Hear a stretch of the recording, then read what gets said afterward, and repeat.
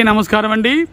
ఈరోజు విజయవాడ మనం జిల్లా కోర్ట్, ఇంత పెద్ద కోర్టు మన రాష్ట్రంలోనే కాదు ఇండియాలోనే ఇంత పెద్ద జిల్లా కోర్టుని ఈరోజు మనం చూడబోతున్నామండి. మన అడ్వకేట్, లాయర్, మన కింగ్ ఆఫ్ ది బీబీజే ప్రముఖుడు మన కళ్యాణ నరసింహమూర్తి గారు, ఆయన కోసం వచ్చేసామండి. అందరికీ నమస్కారం అండి. ఈరోజు మన విజయవాడ మరి జిల్లా కోర్టు సెషన్కి వచ్చేసామండి.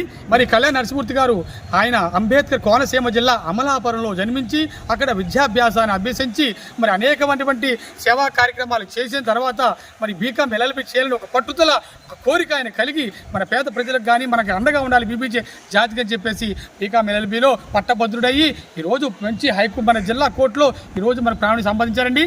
ఆయన్ని ఇంటర్వ్యూ చేయడానికి వచ్చాం. నమస్తే సార్. చెప్పండి సార్, మీరు ఈ న్యాయవాది వృత్తిలోకి రావడానికి మీకు ఇన్స్పిరేషన్ ఎవరు, ఈ విధంగా ఈ పొజిషన్ రాగలిగారు? ఇండియా బీబీజే సేవా గ్రూపు అధినేత మోతీభిక్షం, గౌరవనీయులు మోతీభిక్షం గారికి ముఖ్యంగా నమస్కారం. వృత్తిలోకి రావడం ఏంటంటే, ఈ లాయర్ వృత్తి అనేది ఇది చాలా చాలా ప్రధానమైనటువంటి వృత్తి. ఇది ముఖ్యంగా నా చిన్నప్పటి కోరిక. చిన్నప్పటి నుంచి నేను లాయర్గా ఎదగాలి, లాయర్ వృత్తిలోకి రావాలనుకున్నటువంటి వ్యక్తికి ముఖ్యంగా ఏంటంటే వాయిస్ ఉండాలి.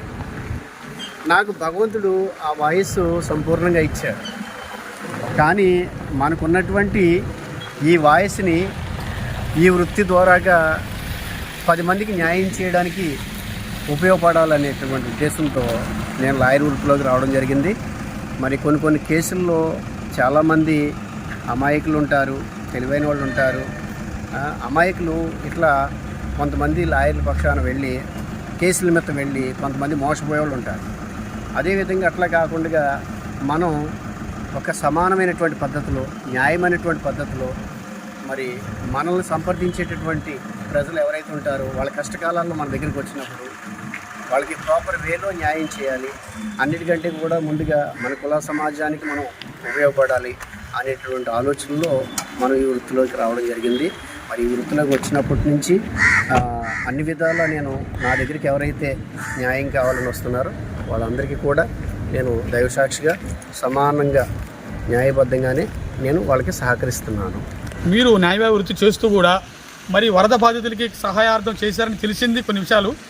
ఈ వరద అనేది, ఫ్లడ్స్ అనేది నాకు తెలిసి మన ఉభయ తెలుగు రాష్ట్రాల్లో ఎంత విపత్కరమైనటువంటి, బాధాకరమైనటువంటి, మరి నిజంగా చాలా బాధేస్తుంది. ఇంత పెద్ద వరద వచ్చి విజయవాడ ఆర్థికంగా ఎంతోమంది నష్టపోయారు. కట్టుబట్టలతో రోడ్డున పడ్డవాళ్ళు ఉన్నారు. చాలా చాలా రకాలుగా నష్టపోయినటువంటి వాళ్ళు ఉన్నారు. ప్రభుత్వం చాలా సహకారాలు అందించినప్పటికీ ప్రభుత్వం కంటే కూడా స్వచ్ఛంద సేవా సంస్థల వాళ్ళు ఎక్కువగా సహకరించారు.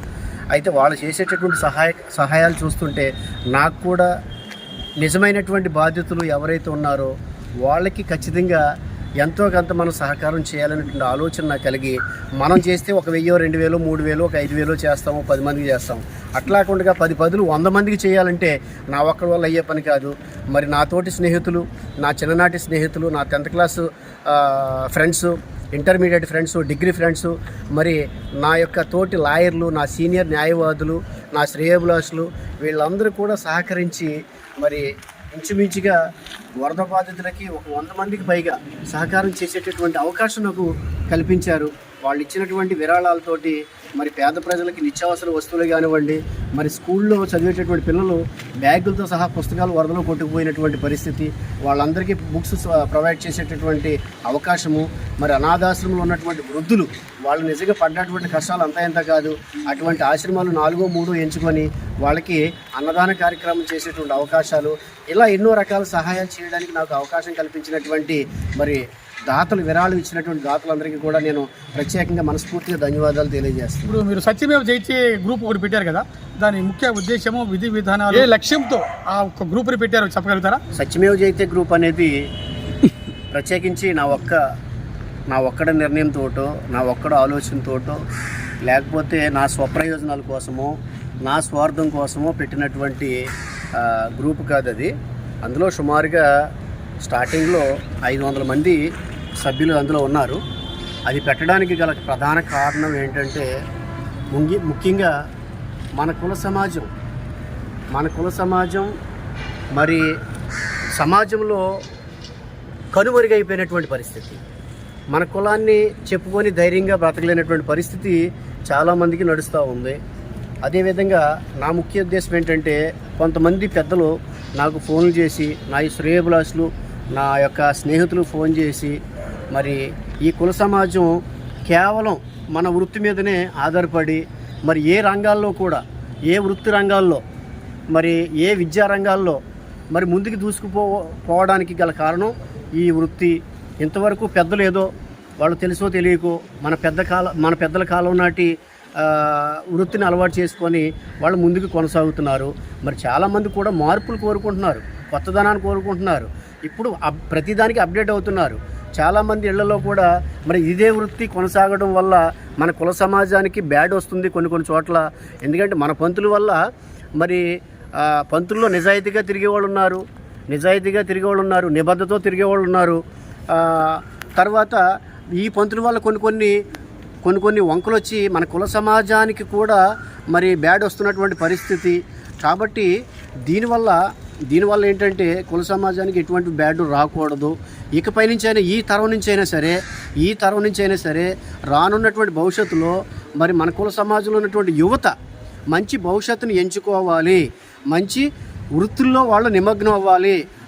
అన్ని కులాల్లాగానే ఇప్పుడు అనేక రకాల వేలలో కులాలు ఉన్నాయి మన భారతదేశంలో. మరి చాలామంది మరి SC, ST, BC, OC, minority మరి ఇటువంటి కులాల్లో మరి వాళ్ళు చాలా వృత్తులు చేస్తున్నారు. చేతి వృత్తులు కానివ్వండి, మరి విద్యలో రాణించి ఇతర దేశాలకు వెళ్ళి ఉద్యోగాలు చేసుకుంటూ మరి ఒక కలెక్టర్ అవ్వాలన్నా, ఒక ఐపీఎస్ అవ్వాలన్నా, ఒక ఐఏఎస్ అవ్వాలన్నా, ఒక ఇంజనీర్ అవ్వాలన్నా, ఒక కలెక్టర్ అవ్వాలన్నా, ఒక డాక్టర్ అవ్వాలన్నా ఎంతోమంది మరి మన పంతులు తిరిగే వాళ్ళే వాళ్ళ పిల్లల్ని చదివిస్తున్నారు. మరి వాళ్ళు ఎందుకు చదివిస్తున్నారు? మన పంతులు తిరిగే వాళ్ళే, మన వృత్తి చేసేవాళ్ళే వాళ్ళ పిల్లల్ని ఎందుకు చదివిస్తున్నారు అంటే ఆ వృత్తికి పులి స్టాప్ పెట్టాలి. ఇది నా తరంతో ఇది అంతమైపోవాలి, నా పిల్లల తరానికి దీన్ని ఆపాదించకూడదు. వాళ్ళు మంచి గౌరవంగా సమాజంలో గౌరవంగా బ్రతకాలి, వాళ్ళు కూడా డిగ్నిఫైడ్గా అన్ని జాతుల్లాగానే గౌరవంగా సమాజంలో కూర్చోవాలి.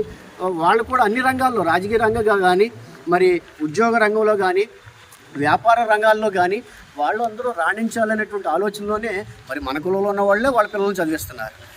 కాబట్టి ఇటువంటి వాళ్ళు నాకు చాలామంది ఫోన్ చేసి, ఏమండి మరి మనం ఎంతవరకు ఏదో మనం తెలుసో తెలియకో ఈ వృత్తిని ఎంచుకున్నాము, మన పెద్దల కాలం నుండి వచ్చింది కాబట్టి, కానీ ఇకపై నుంచి రానున్నటువంటి రోజుల్లో మన పిల్లలు ఈ వృత్తిని ఆపాదించకూడదు, వాళ్ళు కొత్తదనాన్ని ఎంచుకోవాలి. ఆ కొత్తదనాన్ని ఎంచుకోవడం వల్ల ఏంటంటే కుల సమాజంలో మనకంటూ ఒక గొప్ప గౌరవం అనేది ఏర్పడుతుంది. కాబట్టి దీన్ని మనం అరికట్టాలంటే ఎవరో ఒకరు ముందుకు రావాలని నన్ను ముందుకు తీసుకొచ్చారు. నేను మూలంలో ఉన్నటువంటి వ్యక్తిని, నా పని ఏదో నా వృత్తి ఏదో నేను చేసుకుంటూ ముందుకు సాగుతున్నటువంటి వ్యక్తిని నన్ను తీసుకొచ్చి ఇందులోకి దీన్ని అరికట్టాలి. ఇకపై నుంచి ఎంతవరకు తిరిగేటటువంటి వాళ్ళని ఏ విధంగా ఇబ్బంది పెట్టాలన్న ఆలోచన అయితే మనకి ఎప్పుడూ లేదు. కానీ కొత్త తరం వాళ్ళు ఎవరైతే చదువుకుంటున్నారో, చదువులు మానేసి ఈ విద్యనే ఏదో సులభతరంగా వస్తున్నటువంటి విద్యను ఎంచుకొని ఏదో డబ్బు కోసం చూసుకుంటున్నారు తప్ప గౌరవాన్ని చూసుకోవట్లా. ఇది ఇప్పుడు ఒక తండ్రి ఏ పని అయితే చేస్తాడో పిల్లలు కూడా అదే పనిని అవలంబిస్తారు. కాబట్టి దీన్ని మనం కొద్దిగా కంట్రోల్ చేస్తే ఒక్కసారిగా దీన్ని మార్చలేము, అది ఎవరి వల్ల కాదు. మెల్లమెల్లగా దీన్ని మార్చుకుంటూ పోతే ఎవరినో ఇబ్బంది పెట్టాలనో, ఎవరినో లేకపోతే వాళ్ళ నోటిగాడు కూడా చెడగొట్టాలనో మన ప్రధాన ఉద్దేశం అయితే కాదు. ఎందుకంటే నేను ఆ కులంలో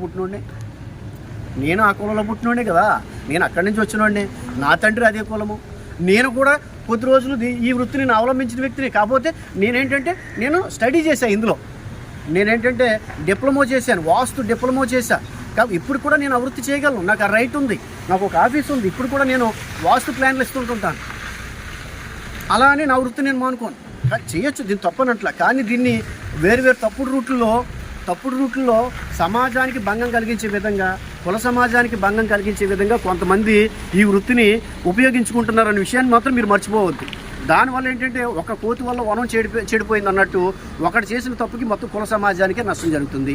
అటువంటి వాళ్ళని అరికట్టవలసినటువంటి బాధ్యత మనందరి మీద ఉంది. అలా అందరినీ ఈ వృత్తి పెద్దవాళ్ళు నేను మానేమని అంటలా. కానీ పిల్లలు చదువుకునేటువంటి ఇంట్రెస్ట్ ఉన్నప్పటికీ కూడా వాళ్ళు ఉన్నత స్థాయిలోకి వెళ్ళి చదవాలి, మంచి పొజిషన్లో ఉండాలనేటువంటి వ్యక్తులు కూడా మార్చేసి ఈ వృత్తిలోకి దింపుతున్నారు. అది ఎంతవరకు కరెక్ట్ మీరు మనస్సాక్షిని ప్రశ్నించుకోండి. ఎందుకంటే ప్రతి ఒక్కరికి ఆత్మాభిమానం అనేది ఉంటుంది. ఒకసారి ఆలోచించుకోండి. మీరు లక్షల కోట్లు ఖర్చు పెట్టి పెద్ద పెద్ద చదువులు చదివించి ఉన్నత స్థాయిలో ఉండాలంటే ఆలోచన ఏ తల్లిదండ్రులకైనా పిల్లల మీద ఉంటుంది. కానీ ఇట్లా కాకుండా మన కళ్ళ ముందే మన ఇంటి పక్కోడే వాడికి ఏ చదువు ఉండదు, సంజయ్ ఉండదు, వాడు వెళ్ళి నెలకెళ్ళి 2 లక్షలు 3 లక్షలు తెచ్చుకుంటుంటే మరి వీడికి ఏముంది? నేను ఎంత చదివి ఎంత కష్టపడి నేను ఏదో ఉద్యోగం చేసుకుందాం అనుకున్నా, పక్కనోడేమో కారులో తిరుగుతున్నాడు, లగ్జరీగా బైక్ మీద తిరుగుతున్నాడు. మరి నేను ఎంత చదివి నా పరిస్థితి ఏంటి ఇట్లా ఉంది అని వాడేం చేస్తున్నాడంటే ఆ పక్కనే ఫాలో అవుతూ వీడు కూడా వీడు చదువుకున్నటువంటి విద్యను పక్కన పెట్టి అదే వృత్తిలోకి వీడు వెళ్తున్నాడు. ఇది కరెక్టా? ఒకసారి మీరు ఆలోచించండి. ఇందులో నాకేం స్వార్థం లేదు. స్వార్థం ఉందని ఎవరైనా తప్పుగా ఆలోచించుకుంటే అది మీ ఇష్టం, మీ విజ్ఞతకి వదిలేస్తున్నా. నాకేం నష్టం జరగదు. నన్నేదో బ్లేమ్ చేయాలని చూసినా అది మీరే బ్లేమ్ అవుతారు తప్ప నాకేం నష్టం జరుగుతుంది. నేను ఒక గౌరవప్రదమైనటువంటి హోదాలో నేను ఉన్నాను, నాకేం కాదు. అలా అని నేను చాలా వరకు ఈ ఉద్యమాన్ని ముందుకు తీసుకెళ్ళాను. ఈ ఉద్యమాన్ని నేను చాలా వరకు ముందుకు తీసుకెళ్తే రకరకాల ఆరోపణలు, అబండాలు, కొంతమంది తెలిసి తెలియక లేనిపోయినటువంటి విషయాల్ని నా మీద కల్పించి రకరకాల వ్యక్తులకి ఎక్కించి నా మీద రకరకాల ప్రయోగాలు చేయడానికి ప్రయత్నించారు. అయినా సరే నేనేం భయపడే పనేం లేదు, నేనేం తప్పు పని చేయలేదు. మన కుల సమాజానికి మంచి గౌరవం కల్పిద్దామని అనుకున్నా తప్ప నేనేమి వేరే స్వార్థంగా ఆలోచించినటువంటి పరిస్థితి అయితే కాదు. దీని గురించి నేను చాలా ఆలోచించే చివరికి మరి వీళ్ళందరూ కూడా వెనకడిగేయడం జరిగింది. ఎందువల్ల వెనకడుగు వేశారనేది నాకు అర్థం కాదు. ముందుకు లాక్కొచ్చింది వాళ్ళే, మళ్ళీ వెనకడుగు వేసింది వాళ్ళే. సరే, నేను అనుకున్నాను కుల సమాజం ఎట్లా పోతే నాకెందుకు, పైన భగవంతుడు అనేవాడు చూసుకుంటాడు. ఖచ్చితంగా మార్పు అనేది కాలమే డిసైడ్ చేస్తుంది. ఎందువల్లంటే ఇప్పుడు తగు జాగ్రత్తలు తీసుకొని ఒక పద్ధతి, ఒక విధానం ద్వారాగా వృత్తి చేసుకునేటువంటి వాళ్ళు ఏ గొడవ లేకుండా, ఏ వంక ఒడుపు లేకుండా జాగ్రత్తగా ఉంటున్నారు. కానీ విచ్చలవిడిగా తిరిగి లేనిపోయినటువంటి సమస్యలు ఇరుక్కోవడం వల్ల కొంతమంది దెబ్బలు కూడా తింటున్నారు, ఇబ్బందులు పడుతున్నారు, వంకలు వస్తున్నాయి, కేసులు పడుతున్నాయి. మరి దీనివల్ల మన కుల సమాజానికి నష్టం ఉందా లేదని ఒకసారి మీరు మరొకసారి గుర్తు చేసుకోండి నేను అడుగుతున్నాను. ఎందుకంటే ఇప్పటి నుంచైనా సరే మరి మన కుల సమాజం ఒక గౌరవప్రదమైనటువంటి కులంగా, సమాజంలో గౌరవంగా ఇది నా కులం అని చెప్పుకొని గర్వంగా తిరిగేటట్టుగా మన పిల్లల్ని ఒక విద్యలో రాణించే విధంగా చేసుకుంటే మన కులం కూడా అన్ని కులాలాగానే గౌరవంగా బతుకుతుంది అనేటువంటి విషయాన్ని మీ అందరికీ నేను తెలియజేస్తాను. పోతే కుల సమాజానికి విషయానికి వచ్చేటప్పటికి నేను కూడా బీబీజీ కులానికి చెందినవాడినే. మరి 2015 నుంచి బీబీజీ హక్కుల పోరాట సమితిలో నేను 5 సంవత్సరాలు జనరల్ సెక్రటరీగా నేను స్టేట్లో చేశాను.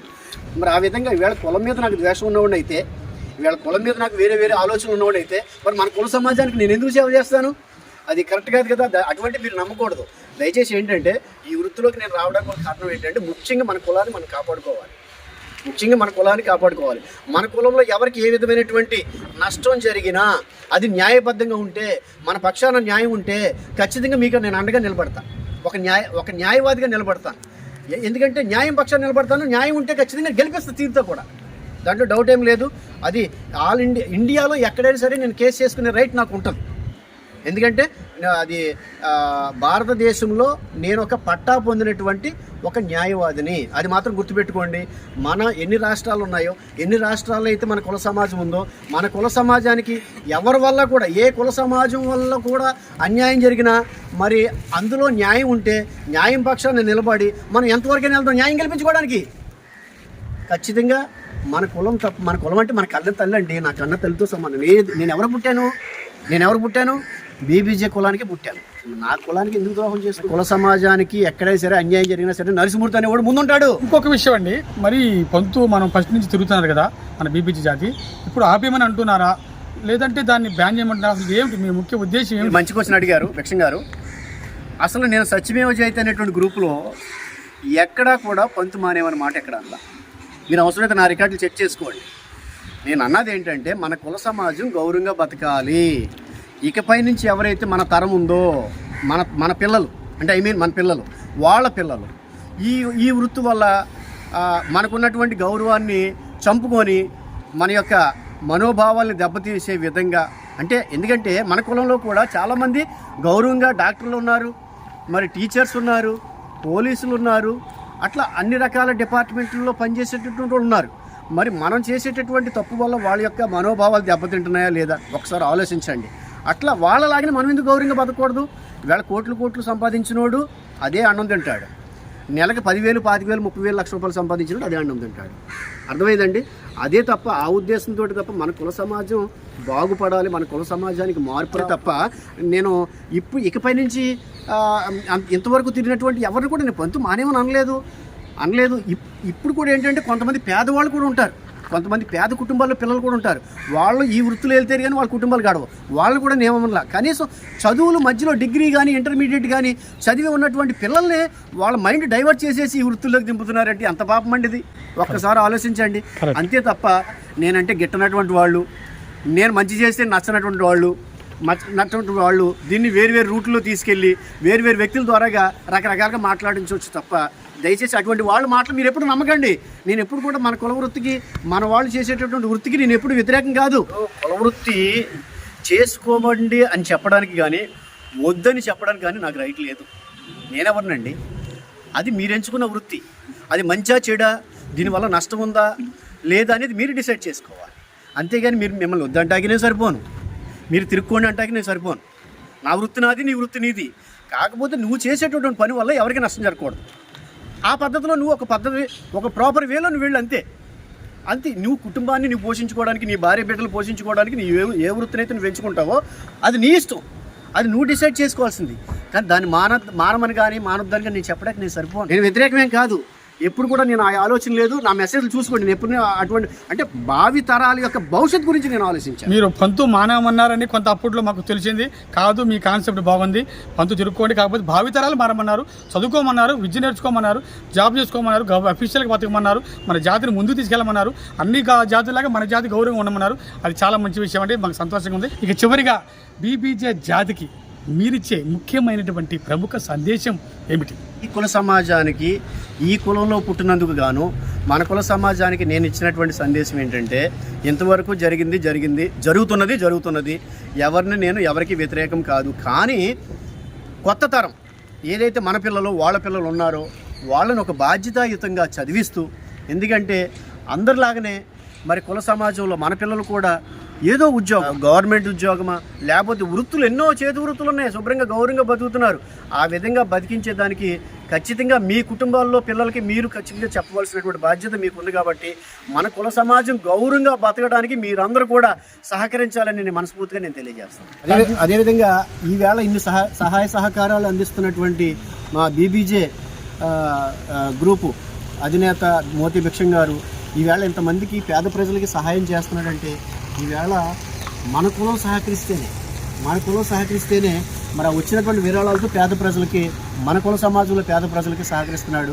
మరి వేరే కులాల్లో కూడా సహకరించినటువంటి సందర్భాలు కూడా ఉన్నాయి. ఈరోజు వరద బాధితులకు, విజయవాడ వరద బాధితులకు నేను సహకరించానంటే మన కులం కూడా, మన కుల సమాజం కూడా నాకు ఎన్నో విరాళాలు పంపించింది, వేరు కులాల వాళ్ళు కూడా పంపించారు. మరి వాళ్ళు మన ఏదో పంతులు తిరుక్కుంటున్నారు, వృత్తులు చేసుకుంటున్నారు, ఉద్యోగాలు చేసుకుంటున్నారు, వాళ్ళు ఏదో 4 రూపాయలు సంపాదించుకుంటేనే కదా మనకి పంపిస్తారు. వాళ్ళు పంపించినటువంటి విరాళాలతోటి వాళ్ళని సహకరించడం జరిగింది. కాబట్టి నేను దేనికి వ్యతిరేకం కాదు, కానీ గౌరవంగా బ్రతకాలనేటువంటి ఉద్దేశం ఉంటే నా కాన్సెప్ట్, దాన్ని అర్థం చేసుకోవాలి కోరుతాను. Thank you very much. ఈరోజు మన ప్రముఖమైనటువంటి మన నరసింహమూర్తి గారు మంచి సందేశం ఇచ్చారు, 3 పాయింట్లు చెప్పారు. మన కులానికి నేను వ్యతిరేకం కాదు, మన పంతుకి నేను వ్యతిరేకం కాదు. జాగ్రత్తగా తిరుక్కోండి, జాగ్రత్త సంపాదించుకోండి, జాగ్రత్తగా కష్టపడండి, కానీ మీ భావి తరాలను మార్చుకోండి, మీ పిల్లల భవిష్యత్తు మార్చండి, చదివించుకోండి, జాబ్ చేసుకోండి, గౌరవంగా బతకండి, మన కులానికి మంచి పేరు తెమ్మని ఆయన ఒక్కి వాణిస్తున్నారు. అటువంటి కాన్సెప్ట్కి మేము సంతోషంగా ఆయన మెచ్చుకుంటున్నాము. అదేవిధంగా ఇటువంటి మన ఇండియాలో, ఆల్ ఇండియాలో ఎక్కడ ఏ కేసు పడినా మన పేద ప్రజలకు అన్యాయం జరుగుతుంటే నేను వాదిస్తాను, నేను ఉంటాను అని చెప్పి మనకు ఈరోజు భరోసా ఇచ్చారు. ఆయనకు ప్రత్యేక ధన్యవాదం అండి. ఇంతసేపు మన కోసం కోర్టు ఆవరణలో ఆయన మన వృత్తిని కూడా పక్కన పెట్టి మా కోసం ఇంత సమయాన్ని కేటాయించినందుకు ఆయనకి మా ఎంఎస్ న్యూస్ ఛానల్ తరపున, ఆల్ ఇండియా బీబీజే సేవా గ్రూప్ తరపున, బీబీజే న్యూస్ ఛానల్ తరపున ప్రత్యేక హృదయపూర్వక ధన్యవాదం. నాకంటే మోస్ట్ సీనియర్స్ తెలంగాణలో ఉన్నారు, చాలామంది ఉన్నారు. వాళ్ళు నాకంటే ఇంచుమించు 10, 15, 20 సంవత్సరాలు, 30 సంవత్సరాలు తలపడినటువంటి న్యాయవాదులు ఉన్నారు. వాళ్ళ ముందు నేను ఎంతో కాదు. వాళ్ళ యొక్క సలహాలు సూచనల మేరకే నేను ఏ విషయంలో సరే ముందుకెళ్తున్నాను. వాళ్ళతో కూడా నేను టచ్లో ఉన్నాను. ఖచ్చితంగా మన కుల సమాజానికి అండగా నిలబడతాను కూడా నేను మాటిస్తాను.